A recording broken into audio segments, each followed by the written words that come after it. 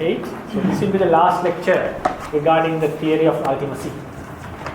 So up to now we discussed about all the conditioned realities. We pointed out about 4 types of asaṅkhataparamattha. That is paramatthadhammas, upadino dhamma, anipphannarūpas, and paramatthadhammas.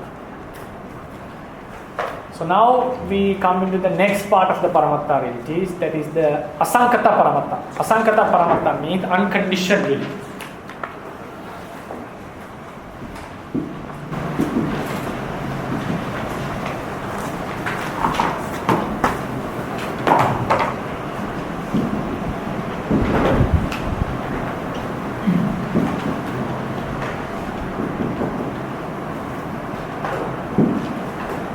So if you go to the, remember the, go to the first lecture in number 1.5. We mentioned that paramatthas are twofold, as asaṅkhataparamattha, conditioned realities, paramattha, and asaṅkhataparamattha, unconditioned.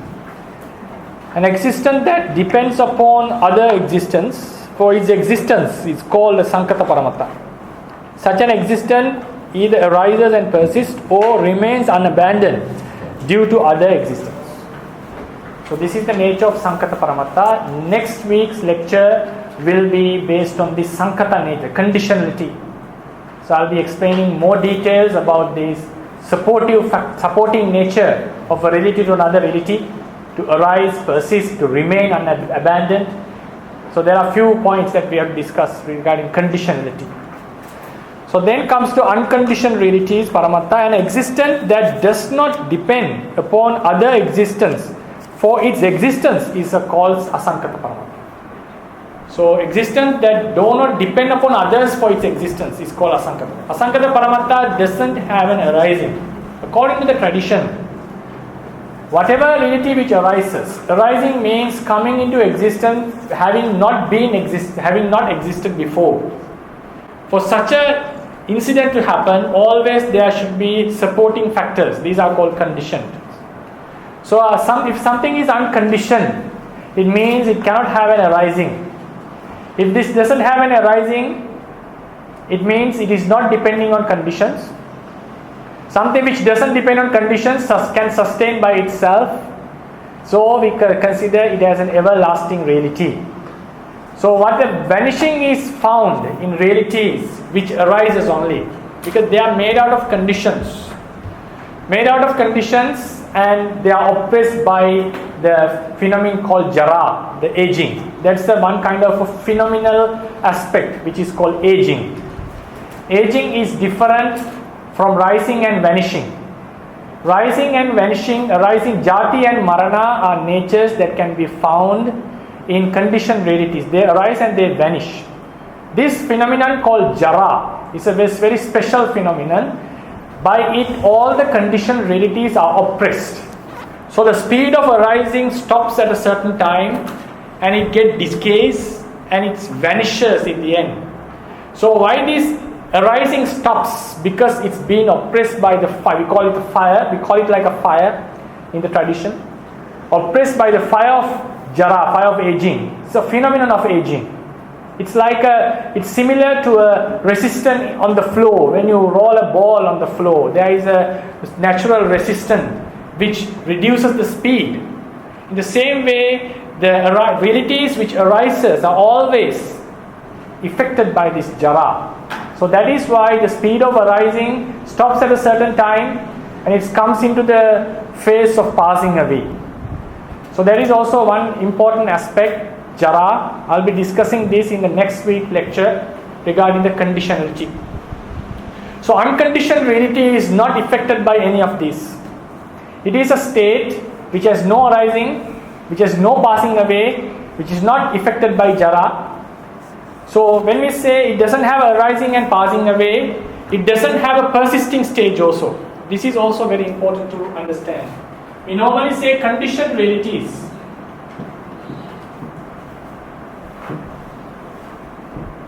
have Jati, Jara, Marana, these three characteristics. And then we also have arising, persisting, and how to say, vanishing.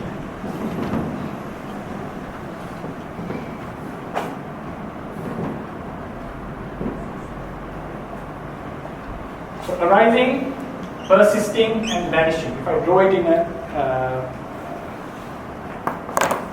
if I attempt to draw it, it be similar like this.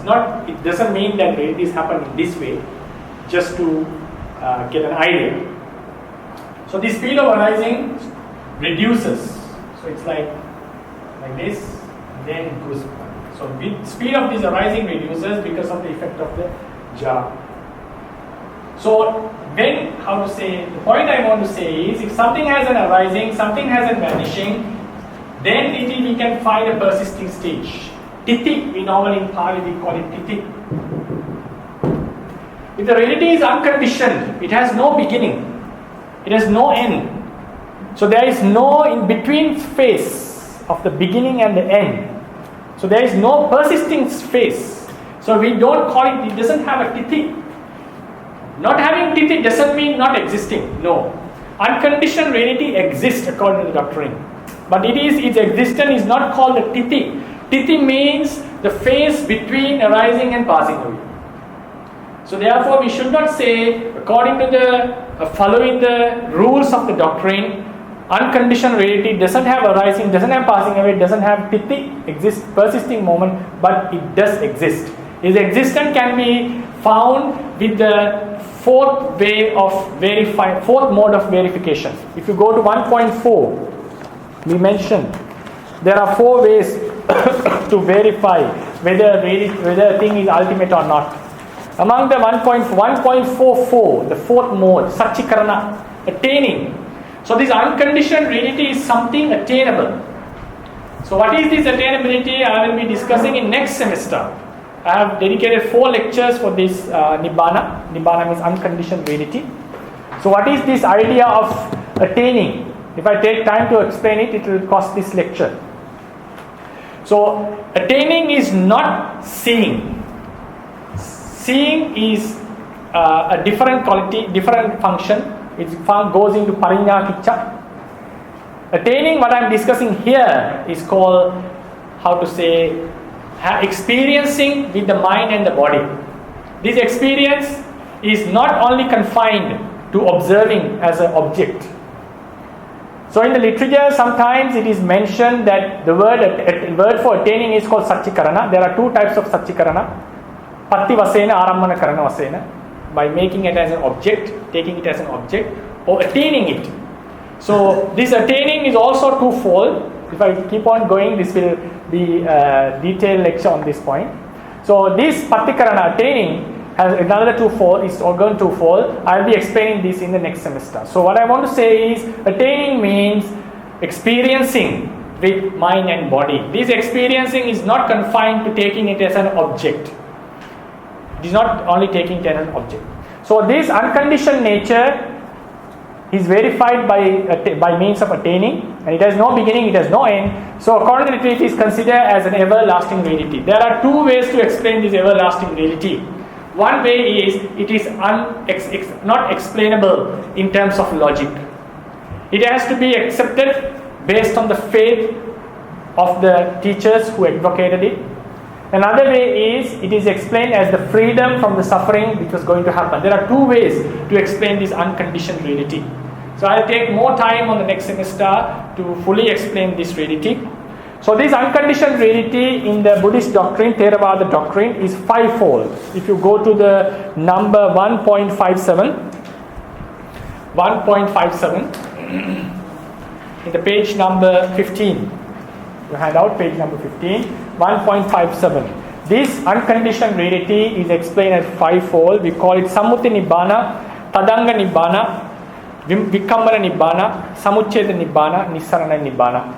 So we all know about a reality called Nibbana. This Nibbana is represented by the number 4 and 5. Number 1, 2, 3 are different states called Nibbana. Then a question may come, Did the Buddha advocate about various types of Nibbana? No, it's not, the suttas have information about such types of states, but we are not familiar. Only thing is we are not familiar with such explanations.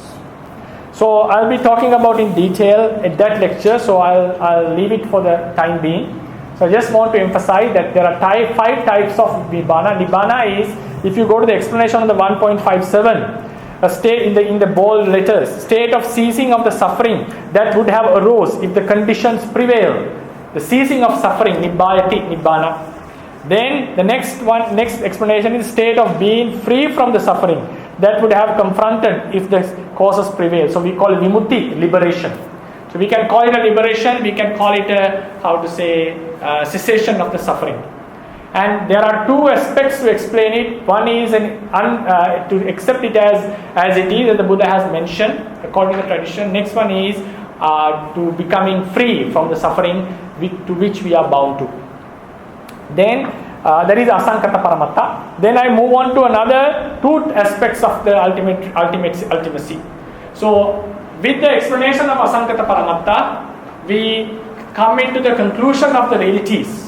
So there is no more realities. No more realities as far as I know. There may be, but classifications. To my knowledge, these are the ultimate states or natures that can be found within the Theravada tradition. So altogether, we discuss about 9 natures and states. Asaṅkhata reality is a state. All the 5 are states. All the 5 are states. And in these all five states, last 2 are identical. But still I mention it as 5 states because there is something to be explained on this. So 5 states, in number it's actually 4 in the ultimate essence. 5 states of unconditioned realities. Conditioned realities, we have 4 natures. Paramatthadhammas, the conditioned realities which has arisen, which will arise, or which has come into arisen and not passed away, that is paramatthadhammas. And their potencies, 3 types of potencies. 3 types of potencies. So these all are related to the ultimacy of the teaching, and they are considered as ultimate natures. They are considered as ultimate natures. Now we come into the last phase of the explanation. 3 types of universal characteristics related to paramatthadhammas. These are the very famous universal characteristics you hear in Buddhism. Anicca lakkana, the characteristic of impermanence. There is a difference between impermanent and impermanence. Impermanent is a reality which passes away, which is which has the nature of impermanence. Impermanence and impermanent are different. I'm thinking to separate another lecture in the next semester because the next semester lectures are not yet fully organized. I'm thinking to separate another separate lecture to explain these characteristics of the tradition. So I'm hopefully to explain it. Then the dukkha lakkana means the characteristic of suffering. The reality which is suffering is called dukkha. Its characteristic of nature of producing suffering is called dukkha lakkana. So it's also related to the reality. Then anatta and anatta lakkana. Anatta lakkana is the characteristic. The reality which has the anatta lakkana is called anatta. So at the moment we are focusing only on the characteristics. Characteristics of the realities are not the reality. It is connected to the reality, but they are not the reality.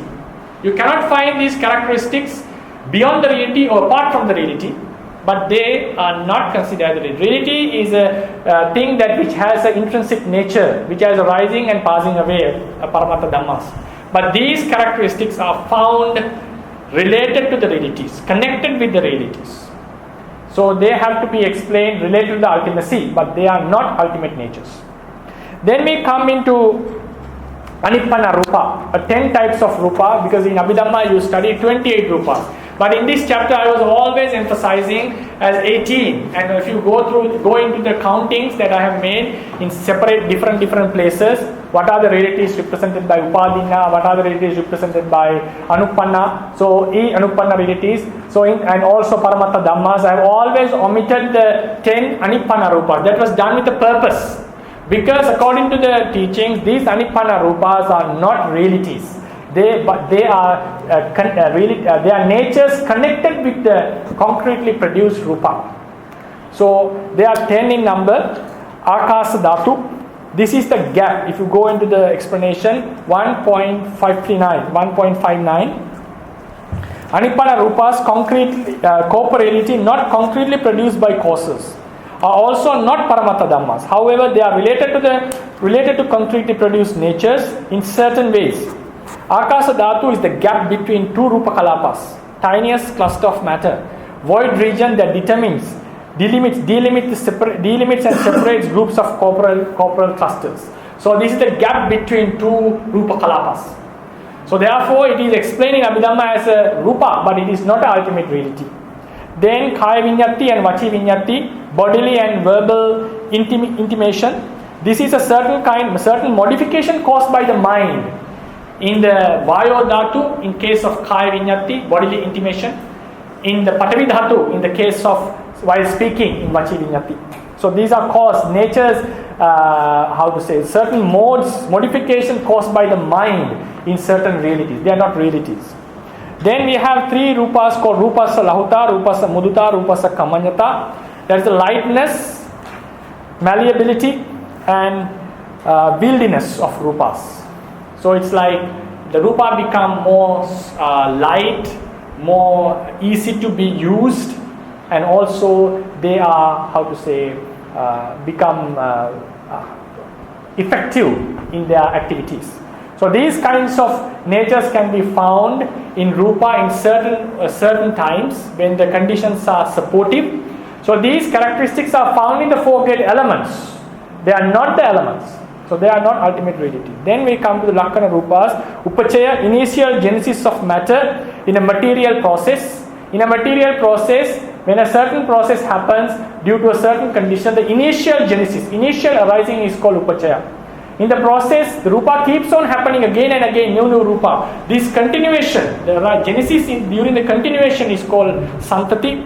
Then the aging or maturing of matter is called Jarata. Then breaking up or vanishing of matter is called Anicchata. So these are also related to the realities, but they are not realities. So some of these realities, rupas will be explained, not all, some will be explained under the chapter in this semester we are discussing about rupa. So therefore, they are not realities, but they are related to the realities. So in this chapter, in this lesson, we discuss few ultimate natures, asaṅkhataparamattha, asaṅkhataparamattha, and then certain characteristics and rupas related to these realities. Now we come into the concluding part. If you go to the page number 17, I've given a concluding remark, which is a lengthy remark actually. So the purpose of this remark is to give a holistic picture about the theory of ultimacy advocated in the Theravada tradition. So if you go into the chart, first in the page there is a chart. We divide the paramatthas into saṅkhata and asaṅkhata.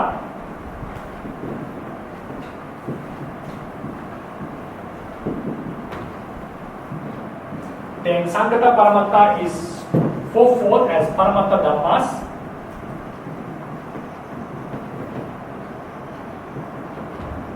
Then we have upadino dhamma.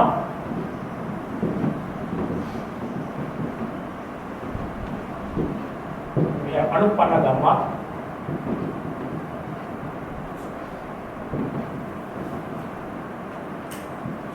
Finally we have paramatthajatika. This paramatthadjatika word you cannot find in the commentaries. I have adapted this terminology looking into an explanation given by Lady Sayadaw. Even Lady Sayadaw didn't name it as paramatthadjatika, but this term is used as an adjective to refer to such natures, to show that they are ultimate nature. But at the same time, he said they are not paramattadhammas. So for the easiness, so I adapted myself to use this anusaya, kamma samangita and all using this paramatthadjatika. I will be giving a separate lecture on this in the next semester. So then in asaṅkhata dhatu, we have 5 types of asaṅkhata. Sammuti nibbana. Then we have tadanga nibbana. Sometimes we call it vimutti. Vikambara nibbana.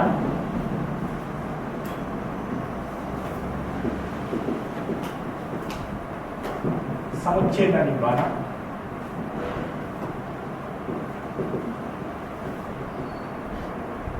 Then we have Nissarana Nibbana.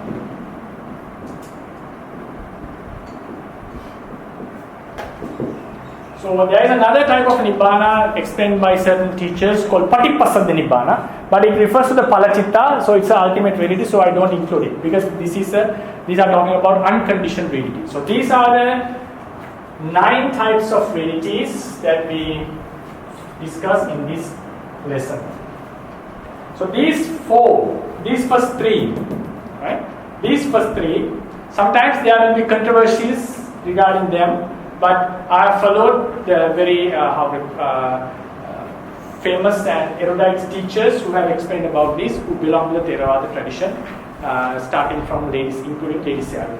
So therefore, I will be explaining them later. For the time being, we find that these are 9 verities. 9. These are states and these are natures. Normally in Abhidhamma, we study about these paramatthadhammas. And also we study about the Nibbana, which is explained by these 2, Sopadisesa and Anupadisesa we call. Then we normally avoid, most of the students are not aware of these kinds of states. Then we give less attention, and also most of students are not aware of these kinds of possibilities. So today what I am going to explain is now that how important is, if you don't understand especially these possibilities, the value of Nibbana, and also the preciousness of Nibbana, the happiness of Nibbana cannot be understood clearly. And also the way to Nibbana cannot be understood clearly if you don't know about these potencies. And then in a future lecture we'll discuss about the validity of these 3.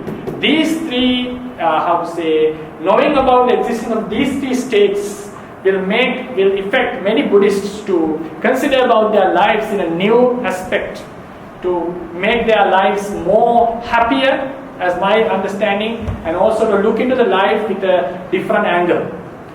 So these are the ultimate realities, ultimate entities we consider in the discourse, doctrine.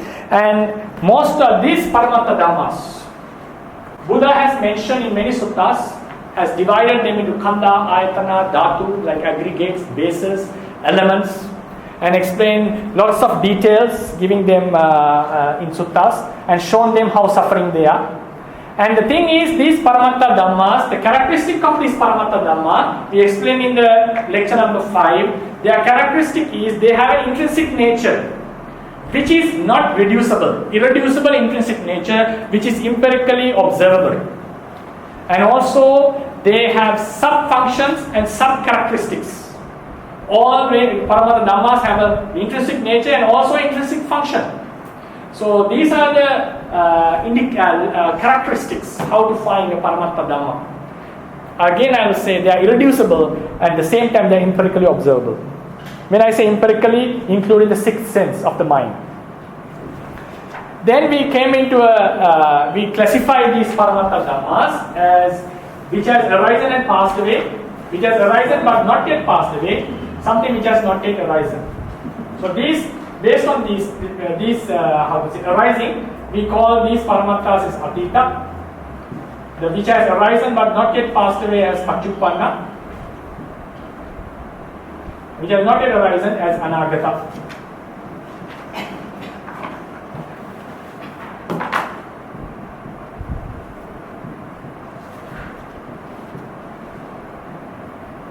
Anaghata. So these anaghata realities, the ability of the Buddha to say about the anaghata realities, according to the tradition, I'm not saying that Buddha was correct or wrong. I'm saying, according to the tradition, if what he says is correct, what does it mean? What does it imply? He could say, whatever reality which happens in the future has the nature of these natures. He would say, whatever chitta which happens in future will arise and pass away. Whatever reality which happens in future is impermanent, suffering, and non-self. So he had a certain kind of idea that whatever will happen in future will be similar to what we experience now. This is called, you can find in Western philosophy, Principle of Uniformity.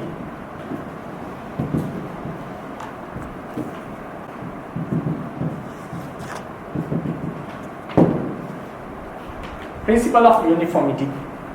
A philosopher called David Hume, he suggested that we consider about the future based on the experience we already had. What does it mean? If I hit this board strongly, all of us, you will know that there will arise a sound. Before I hit the door, everyone knows that sound has to arise. If something like, if this is a hard board and this hand is hard enough, if I give enough power and there is air, if there is there is air in the room, surely a sound has to arise. So how did we come into this conclusion that which has not yet happened? Because this particular experience we have not seen before. We have seen similar experiences before. When we hit something, the sound has arisen.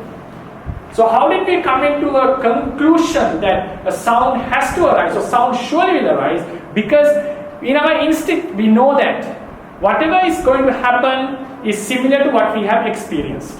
So this is called a certain kind of a phenomena which governs the universe. So this is what the scientists even are finding. So they know within the earth, if you put something up, if it has enough weight, more than to go through the air, it will surely fall down because of the gravity. So because finding this gravity means finding a law that is applicable to all the material things in the world.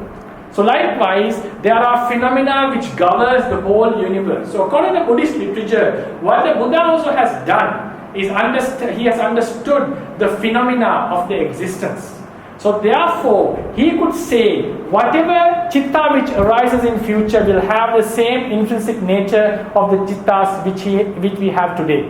They will have the nature of knowing an object. They will have the nature of rising and passing away. They will have the nature of begetting suffering. They will never be like a soul, like a self. So this is called the principle of uniformity that he understood. So this uniformity in the phenomena is something can be understood by expounding finding anagata realities. Why he could say anagata realities and say in a firm way that whatever future realities are these characteristics will have these characteristics, because he understood. We think the tradition think that he understood such an phenomenon. So this phenomenon law that we say phenomenon of principle of uniformity in the phenomenon is also very important when we understand the ultimacy of the Theravada tradition. So the next point, also I missed one point in this part. We also mentioned the existent nature. Existent nature means the irreducible nature of a reality, which can be empirically observable. That nature which has arisen and passed away is not existing anymore. So we came into two natures, existing nature and existent nature. We already discussed about existent nature means having an intrinsic quality. So also we mentioned the reality and the quality are not, there's no duality, they are the same. It's just a way of expressing through the language. We say the reality has an intrinsic nature. They are the same thing. The reality itself is the nature or the characteristic. So this being an intrinsic nature is being an intrinsic characteristic or a nature, quality is the existent nature of a reality. Coming into the phases of arising, persisting or passing away, coming into these three stages, any of these three stages is called the existing nature of a reality. So Atita reality we call is a non-existing existent. Right? It's a non-existing, it's not existing at the moment, but it is an existent because it had ultimate quality. A Pachupana reality is an existing existent. A future reality is a non-existing existent which will happen, because we are focusing on this future state, not the potency. So then another point to mention is, because of this anagata reality, we find a phenomenon which I just explained a few minutes ago. Based on this phenomenon, we understand the whatever realities which happen according to the Buddhist theory. If someone accepts the Buddhism, he understands whatever reality happens is within the range what has been advocated. It has to be either chitta, it has to be either mental state, mental factor, or either it has to be a material reality, which has been explained in the doctrine. If someone follows the doctrine, that's how he starts to observe the world. So this observation, if the Buddha has truly understood the phenomenon of the existence. So when we think about this possibility, or when we think about this phenomenal, actually better to use more than the possibility, the phenomenal object, which can happen, which happened, which will happen. So therefore, there are 4 types of objects in the Vipassana meditation that we can use. A object which has already passed away, Atita object. Reality which has passed away. Reality which has arisen but not yet passed away. Reality which has not yet arisen. And the phenomenal object. If you go into the Theravada tradition, based on Visuddhimagga, Patisamhita Magga, and many suttas, you find the Buddha's main emphasis was given to this phenomenal object. But it is not wrong if someone focuses on these realities, but still actual understanding has happened on the phenomenal objects.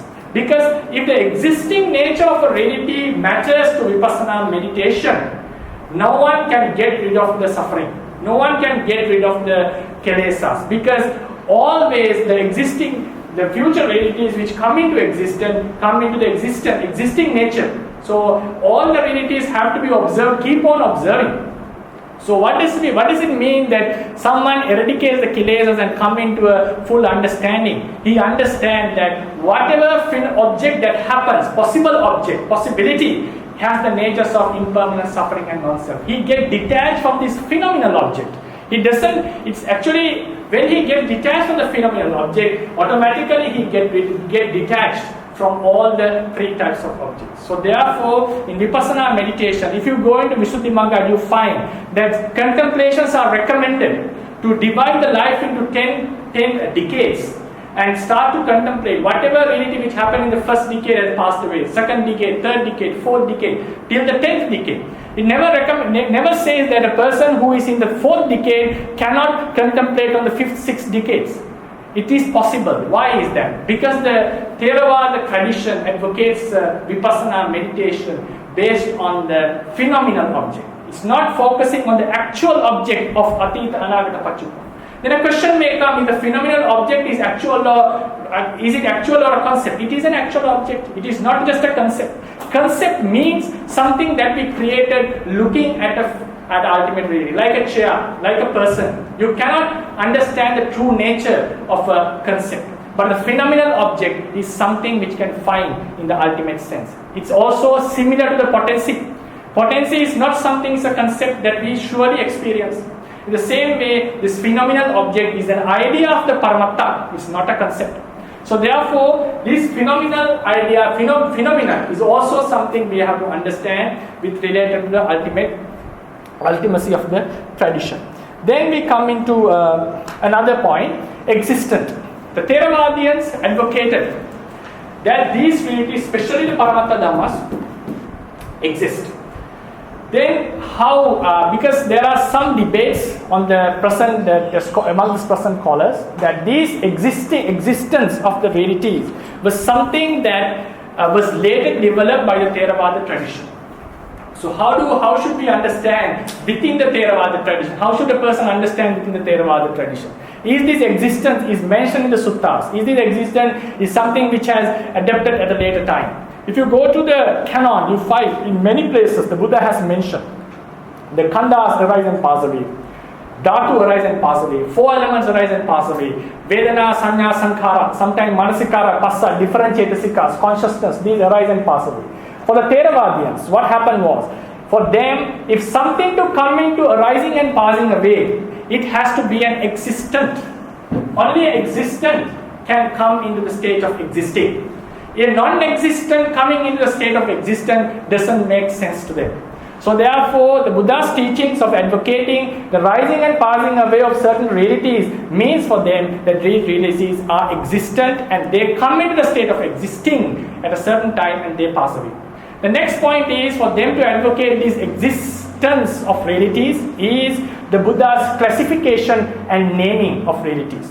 The thing is, the Buddha named, this is Patavi, this is Apo, this is hardness, this is cohesion, this is Tejo, these are the aggregates, these are the ayatanas. The thing is, What is the base for this classification? If you go and think deeper, the Buddha classified thing as a Patavi and another thing as a Apo. What is the reason? Because he could observe an individual or peculiar intrinsic nature of a reality which enables it to be differentiated from others. So when he observed this hardness, which is not unique to Apo, which is not unique to cohesion, he is able to name it as Patavi and the other as Apo. If such an individual intrinsic nature is not observable, Buddha's naming is baseless, because he has just named things out of nothing. So why he could name them as Patavi, Apo, Tejo, or Chitta, Chetasika, or Rupa, Vedana, Sanya, Sankara, the base of this naming shows that he was able to observe certain intrinsic natures which are unique to a particular reality and which is not common to the other reality. That is the ability. That is why he could say a particular reality with another name and another name. Otherwise, it is not. His naming is baseless, and he has named out of nothing. So the next point is in some sutta, in one sutta which is called, which was expounded to Venerable Pukusati, he mentioned that Chad Dhaturo, that in the Pali he mentions that Chad Dhaturo ayam bhikkhu puriso. It means the monk, ascetic, a person whom you call a man is a constitution of 6 elements. 6 elements means Patavi, Apo, Tejo, Vayo, Vijnana and Akasa. So these put in the place of a man. Instead of a man, he said these are the things that are found as a man. So this is a clear testimony for the Theravadins to suggest, to advocate the existence of the dhatus. It means the ultimate realities. So then the next point is, these are the points that are base for the Theravadins to explain this theory of ultimacy.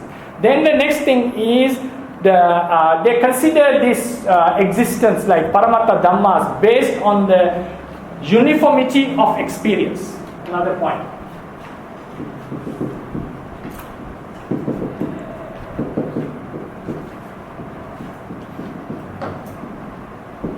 Uniformity in experience. So what does this mean? For an example, so when a group of humans are gathered in one place, there's a very loud sound suddenly happens in that place. So what happens? All the people who were, because it's a very loud sound, all the people who were not deaf or didn't have any disability in hearing could hear the sound if he was not sleeping, if he was aware. I think you get to my point. So everyone hears the sound and everyone knows the sound happened and it vanishes. So some traditions start to say that whatever object we get is the illusion of the mind. So illusion of the mind is possible, is a very nice kind of argument given by some Buddhist schools. But for the Theravadians, this is not enough to say that there is just an illusion because of the uniformity of the experience. Because all the humans in the group heard that a sound happened and passed away. None of people will hear. Instead of a sound, he smelled an odor. Or instead of a sound, he saw a rupa, he saw a form. All will say that they heard a sound. If it is an illusion of the mind, the probability of all the humans in the group hearing a sound, they may hear the sound differently because of the nature of their ear, of the nature of their perception. But everyone agrees that they hear a sound. But if it is just an illusion of the mind, which is created by the mind, the probability of everyone hearing a sound is very illogical, or it's very impossible. It's like it should be very low. At least there should be some humans who has a completely different experience from hearing the sound. So this conformity in the uniformity in the experience is another point for the Theravadians to say the realities do exist and they are not illusions just found merely in the consciousness.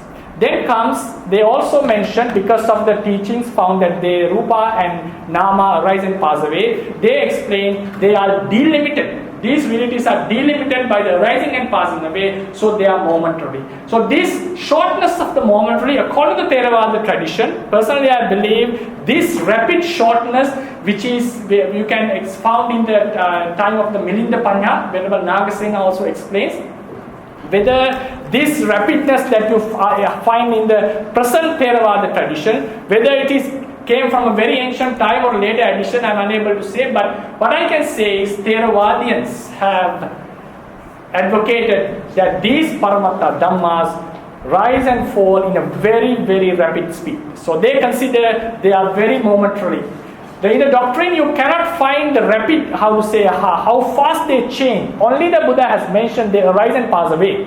So the Theravadians advocated that the moment of the paramatthadhammas is very short, but how short it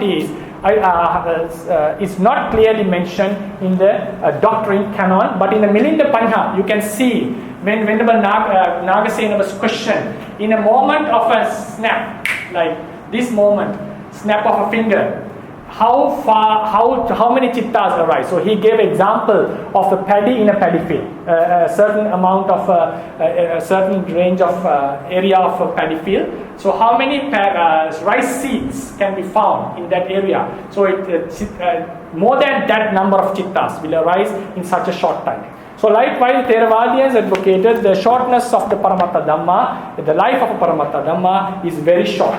Then comes another argument about this existence. When the Theravadians explain about an existence or existent and the existing nature, they were saying about that they are really found. So another question that comes by certain people is, if something is conditioned, because we say these are asaṅkhataparamattha, conditioned realities. I'm focusing on these at the moment, not on the potencies. If something is conditioned, how can it not be reducible? How it is still reducible if something is a conditioned reality? That is an argument. But this argument still doesn't deny the existence accepted by the Theravada. The reason is, Theravadians say the paramatthadhammas happen because of a condition. There are conditions, what they advocate is conditions are other paramatthadhammas. Because of the other paramatthadhammas, a new paramatthadhamma suddenly starts to happen. That paramatthadhamma had not existed before is arising.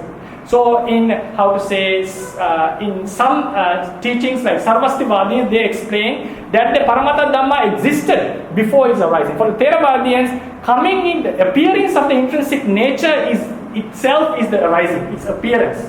It was not before, only a potency was there. But the nature happened suddenly because of the condition. It's not coming out of conditions. When the conditions were there, it suddenly happened. So this still doesn't deny the existence of reality. The reason is the existence is based on the intrinsic nature. It needing the support of condition doesn't deny the fact that the existence of the intrinsic reality. So therefore, needing conditions for the arising, persisting and passing away doesn't affect the theory of ultimacy advocated by the Theravadins. Because what they want to say is the existence has two aspects. That is the existent nature and existing nature. Even the existent is produced by causes. It doesn't mean that the existent can be reduced. Reduced means it cannot divide it anymore. What we can say is it is produced, it is supported by causes only. So the existent quality of an ultimate reality still can be found within the conditioned realities. Then the next point is, some would say the Buddha did not preach about a stable existing nature in the life. What he was talking about is a flux. It means constantly changing. So he just advocated a constant change. So how the Theravadins explain about an existence even in a one moment or existence in the life. So this flux of reality has to be explained in two ways. First one is generation wise, then the momentary wise.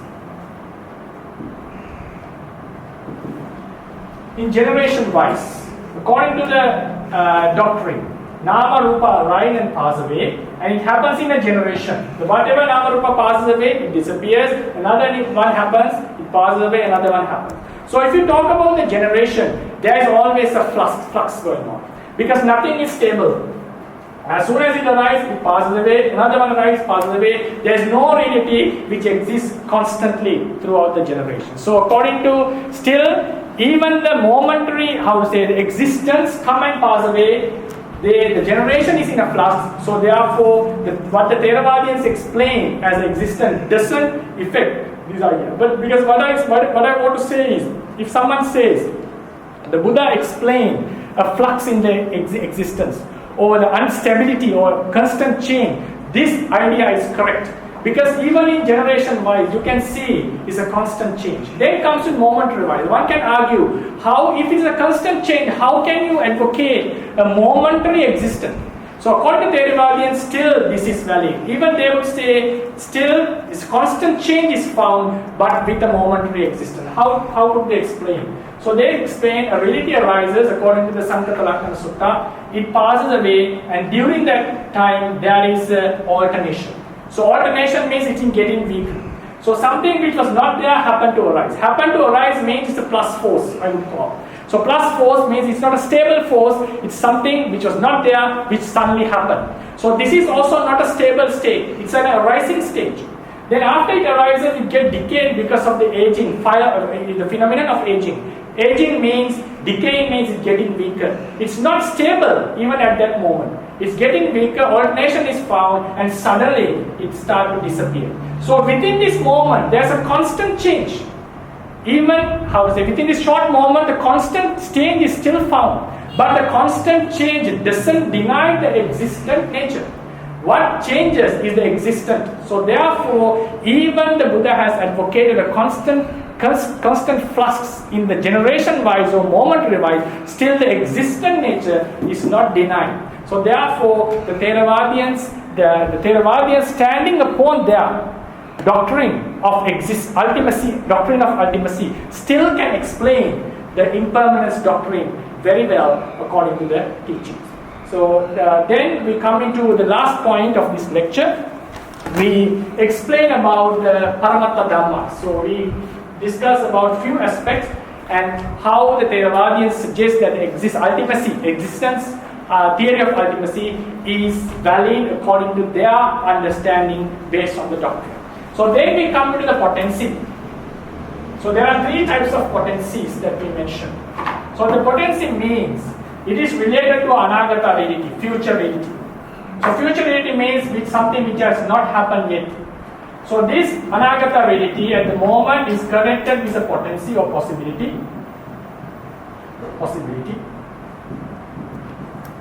which is the three types we mentioned. So then, as the Buddha mentions, the potency is, according to the idea of the Buddha, as long as the potency remains, we are not free from the anaghata realities. The next point is, when he said the suffering, he was referring to the conditioned realities. Whatever past, whatever present, or whatever future, which has the arising and passing away, which has the nature of decaying, are considered as suffering by him. So therefore, a reality, whether it's past, present, or future, according to his idea, is suffering, is something which brings suffering. So as long as the beings are connected with the potency, so future realities would happen. Future realities means, in other words, suffering. So he said, as long as the potency for future reality is found, you are not free from suffering. So what does this say? If someone wants to get rid of suffering, we normally call attaining Nibbana, what one has to do is, it has nothing to do with the paramatthadhammas. What he has to do is remove the potency. Getting rid of the potency for future realities is called the liberation or called the Nibbana. So attaining Nibbana means whenever a person gets rid of the potency, from that moment onwards, these future realities will not arise anymore. They will cease without arising. So it means liberation from the suffering which was going to happen. So therefore, in the Theravada doctrine, the potency plays a huge role. Without knowing the potency, what happens? If whatever knowing the potency, the value of the Nibbana will decrease. The thing is, when the potency is removed, the future reality which was happened to happen we are not bound with that reality anymore because there is no more potency. So the state of liberation is attained in this very life according to Theravadins. Because when the potency is removed, at that very moment you experience the liberation from suffering. It means you attain the Nibbana on that very moment. You don't need to stay till the death of this life to attain that state. Because the thing is, death will come at one stage of this life, but this future reality, the possibility, when the possibility is removed from our lives, so there is no bounding with the suffering anymore. So liberation or Nibbana is found by removing the potency. If there is no potency, what we are thinking about Nibbana is something become that you experience after death. But when the potency is found, you know that Nibbana is something that you experience in this very moment as soon as the potency is there. Because you don't need to stay till the last moment of death to experience the liberation. Because when there is no potency, there is no danger of facing the suffering. That's why in the Theravada Doctrine, many Arahants, as soon as they attain the Arahantship, they say, Kina Jati, my birth is removed. Vusitam Brahmacharya, what I have done is done. It's not that they have to wait till the death. Because when there is no potency, there is no fear, no doubt about a future suffering. So therefore, knowing the potency is very important for a Vipassana yogi or for a person who studied the Buddhism in order to understand what is the value of Nibbana in Buddhist perspective. So therefore, these are the points that I wanted to emphasize in the theory of ultimacy. So we covered few points which were scattered, fragmented in the vast literature. So this, I hope you will get some idea about the theory of ultimacy found in the Theravada doctrine.